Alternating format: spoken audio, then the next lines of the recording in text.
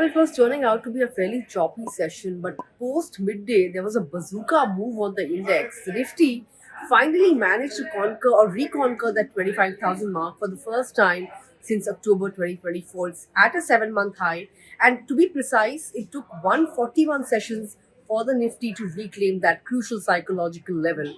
And today it wasn't just, in fact, it was the benchmarks that took the lead.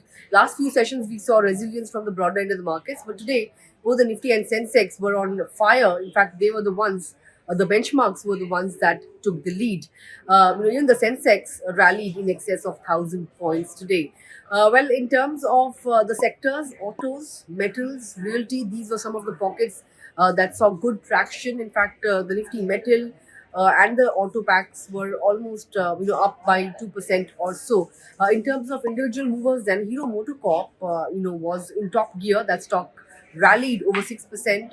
JSW Steel was the other one that was among the top gainers on the Nifty. On the flip side, only one Nifty laggard, IndusInd Bank, and that too saw losses, very mild losses, 1/10% or so. In terms of individual movers on the mid cap end of the markets, you had Kirloskar Oil.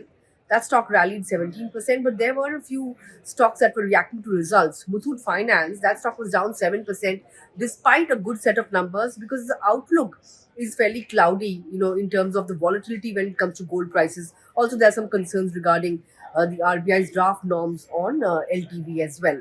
So, yes, good day for the market. Finally, 25,000 on the charts. Let's see how the rest of the week progresses for the market.